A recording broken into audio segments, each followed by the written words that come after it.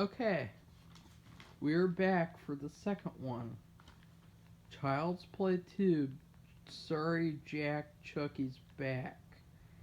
And this movie is not very good. Okay, now continue with the summary of the film. Well, Child's Play 2 premiered in 1990 and starred Alex Vincent as the little boy again, and just the voice this time of Brad Dourif, both from the previous movie, and then Grace Zabriskie of Twin Peaks and Christine Elise. What little hope and positivity that shone through at the end of Child's Play 1 is quickly diminished. The police disavow their supernatural but real encounter with Chucky, and Mom is sent to a mental health facility. That leaves Andy, her son, to be placed into foster care. Ugh. Doesn't that sound refreshing and happy? No. Okay, we turn to a lab in the Play Pals Toy Company, creator of the Good Guy doll, where the burned up doll from Child's Play 1 is being disassembled, analyzed, cleaned, and replaced with fresh parts. In fact, it looks brand new. Unfortunately, though, there's nothing brand new about the ugly, serial-killing Chucky spirit that still inhabits the doll. Aww. When the lab tech begins replacing the eyes, the spirit inside electrocutes him and sets the lab on fire. Ooh. In fact, I think that was the first death in the movie. Okay. Gotta start the kills off early. I'll say. The assistant to the company CEO quickly takes the doll out of the factory and puts it in his car. First, he drives to a liquor store and picks up a bottle of whatever that he forgot for he and his girlfriend to share.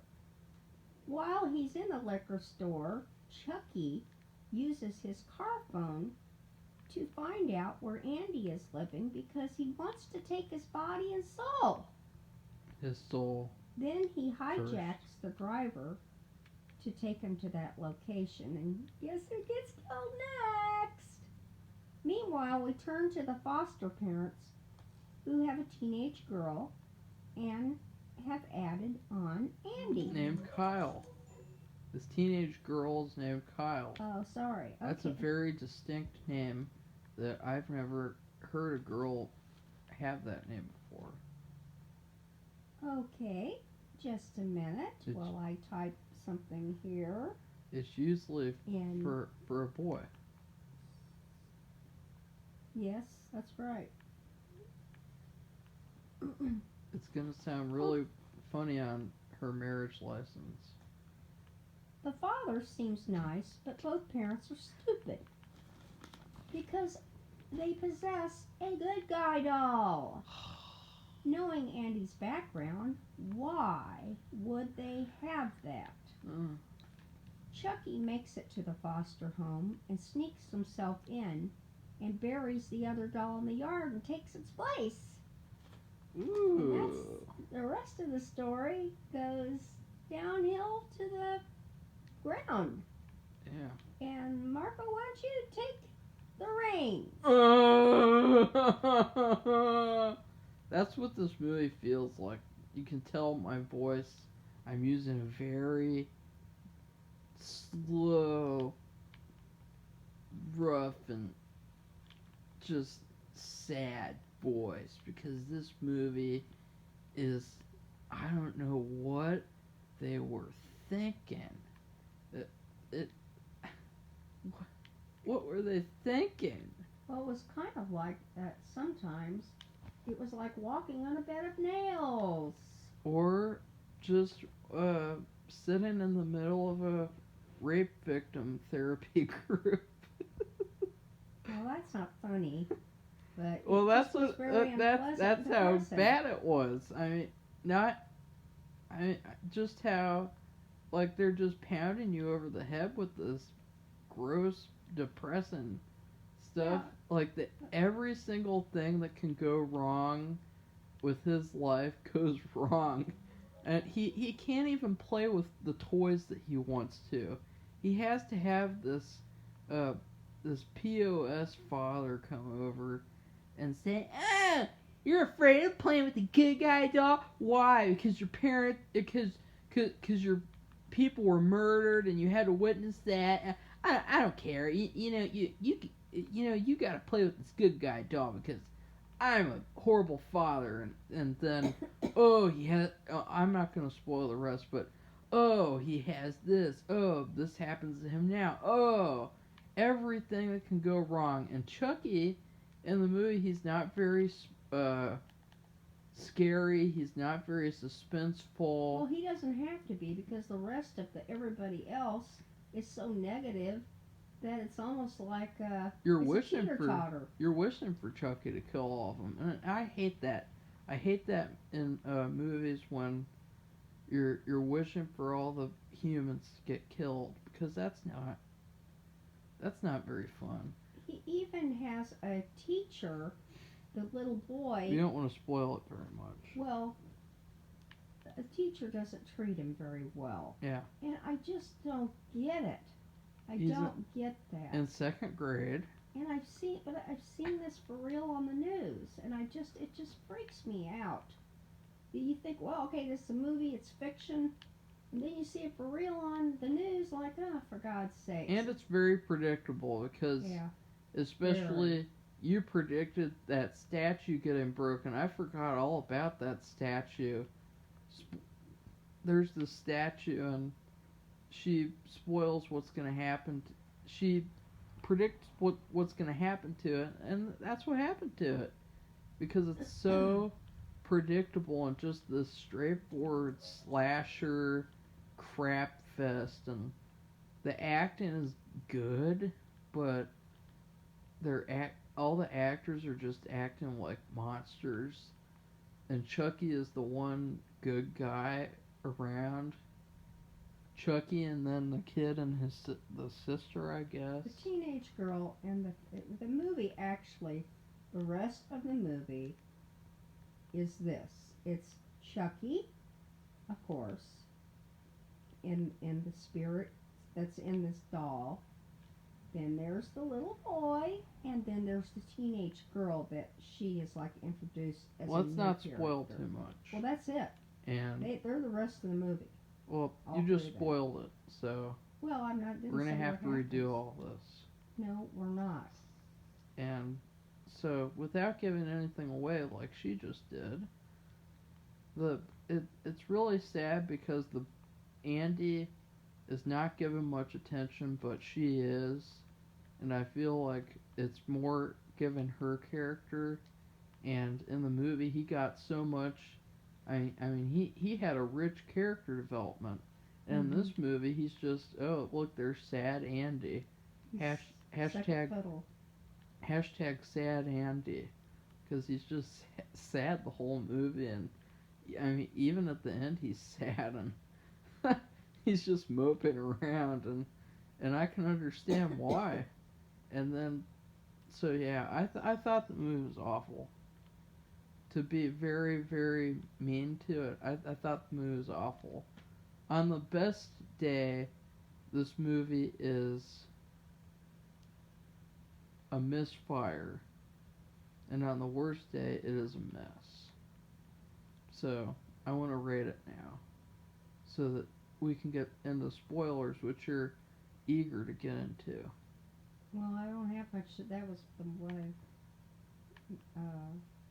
Well, anyway, okay, well, as I said at the very beginning, I said that any positivity or good feeling or hope, anything that came at the end of the first movie was quickly put out like a fire, having water thrown on it in this movie.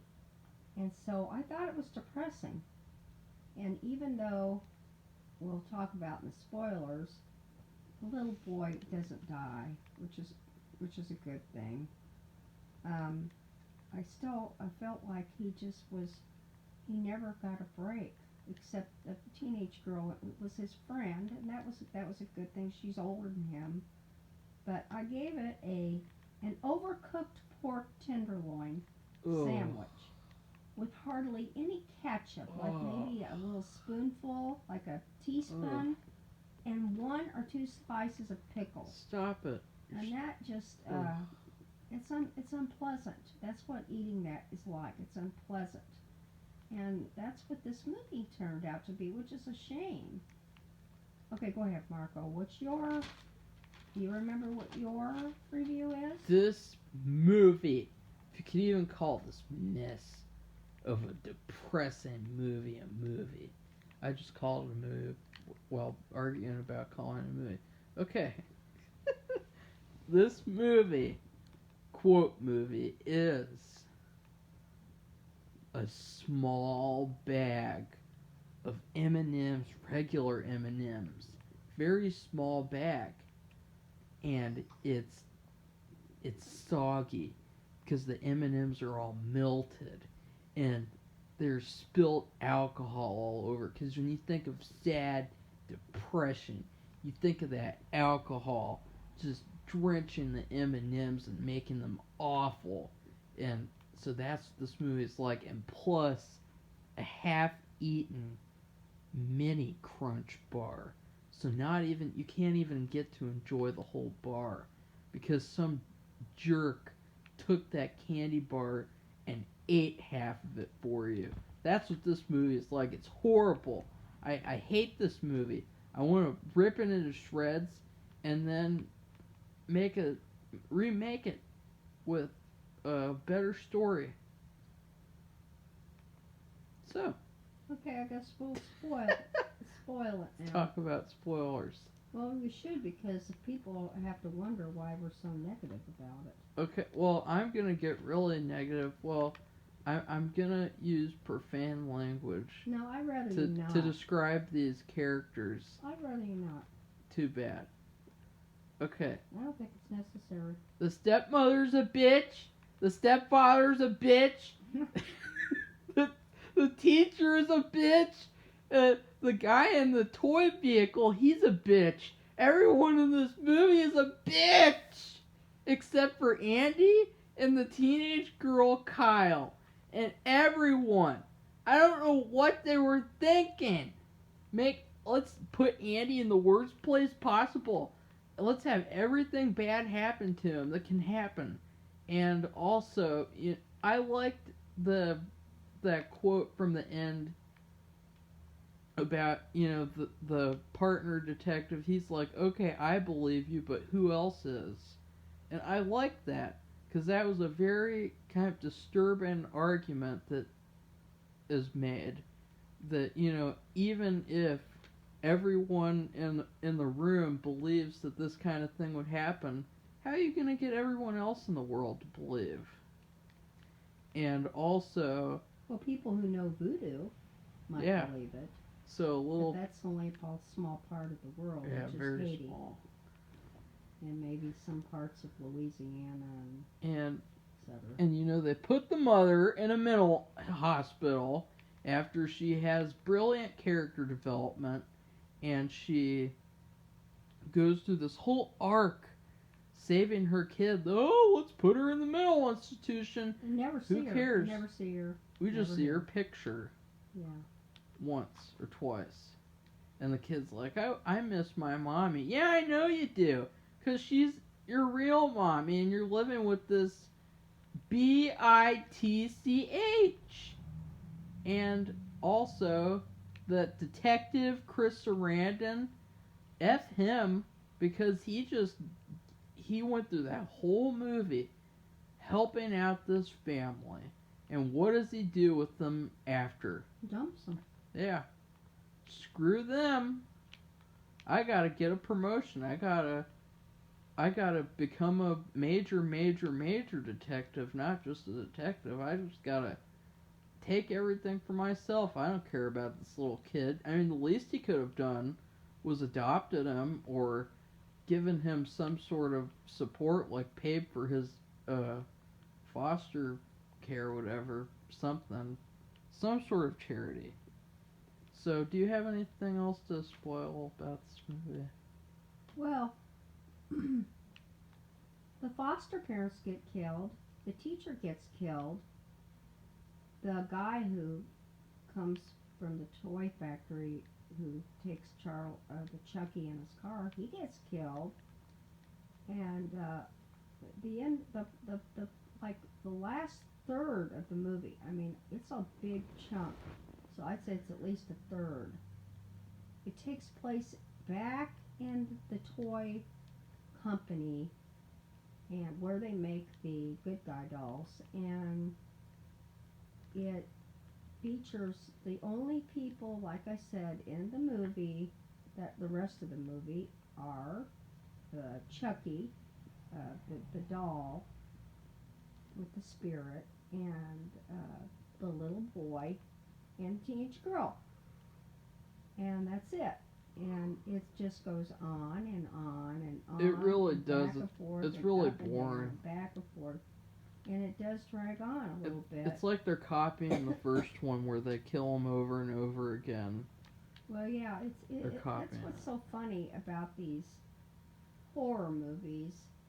You know, if you see, if you see Alfred Hitchcock, you've got The Birds. It begins and it ends. You have Rope. It begins and it ends. You have Frenzy. It begins and it ends. These modern day horror movies like Halloween and this movie and Basket Case and Stepfather's different because it's actual serial killer. It's not he's not supernatural. Um, the animal or thing, the monster, dies. It comes back, and he dies. It comes back. Now, this one, of course, is a little different because this is voodoo, and voodoo is special. It's a special, like religion, and they do spells, and they put hexes on people, and they have little figures, and they stick pins in them, and sometimes people, when they have a religion like that, they really, really believe in it. Weird things can happen because they have so much faith in it that bad things can happen. If they think somebody's got a hex on them, they get sick and they just feel sick. Their minds are, that their minds get tricked because they're tricking their minds. It's their weakness, but it's the strength of the religion too, and that's what's so weird too about this, and fascinating, even though it's a crappy movie, this version anyway, that they, this guy who's a serial killer, he's so smart that he learns this religion and learns this spell and knows when to implement it on what, and he picks this doll, and that, to me, that's fascinating. And but still, the movie, though, for both of us, was kind of disappointing, and it just, because it dragged on, and it was just, you want it, from me, and personally, I like there be some kind of hope in the movie, even if it's just small. It doesn't have to be huge, doesn't have to be life-changing, just something small to look forward to, some kind of optimism, something where somebody can get out, and they do get out. That's a spoiler, of course, because how many more Chucky movies are there after 3, this? 4, 5, 6, 7. Well, the little boy and the teenage girl, they do make it out. They don't get killed. They don't get the spirits They just make it out. They just walk out of the factory, and then that's them. That's it. The credits really. Roll right when they're walking You out. actually don't know what's going to happen to them. Don't know what's going to happen. You think, well, they're going to be blamed for those parents getting killed. They didn't have anything to do with it, but they're going to be blamed for that. So what does that mean? They're going to put them in a mental institution? No idea. They're going to send the teenage girl to jail? And pretty soon the little boy's going to be big enough, they're going to be sending him to the JD place. So. And then they're going to send him to prison, and then he's just going to live his whole life in prison because They're too stupid to believe in Chucky the piece of crap doll. so that's why Marco and I are very There's no connection to the first one. Which is disappointed. with why do you do that? Why do these horror movies do that? Where they have a sequel, there's no connection to the first one at all. And that Besides makes no sense to me. Andy. Except the name. Oh yeah, Andy and Fred. Andy. Ugh. Andy, the little boy, he gets to be put through torture. And he doesn't deserve it at all. He has done nothing wrong. He's not a badly behaved kid. He's not spoiled. And at the end of this movie, I want you all to ask yourself one question. Excuse me. Ask yourself this. What was the point? Yeah. That's when you, and that's when you watch any movie. You might be upset that we give it a bad review, but you've got to, you yourself, you watch a movie and you can feel the disappointment. It kind of comes up like from the bottoms of your toes and starts rising up into your body. You think, what is the point? Why have I just wasted 2 to 3 hours watching this movie when it's disappointed me this much? And what was the point of it? Could I have done better? What could they have done better? You ask yourself that. And don't just listen to us. You just think on your own. What was the point? Okay, well, I think we've ranted and raved. Yeah. I hope that you enjoyed our reviews. I finally am getting over this sickness, which slowed us down. We watched all this stuff during the month of October, but I'd been too sick. I couldn't even talk without coughing up a storm, and we tried to do a couple of reviews, and it was a little hard. And so, but now I'm just about back to normal, and so we have a lot more reviews to do. So signing off now. I hope you enjoy the reviews, and if you have any comments, leave them in the comment section. I'll see you later. Goodbye. Now, if you watch this movie, I want you to ask yourself, what was the point of this crappy, depressing movie?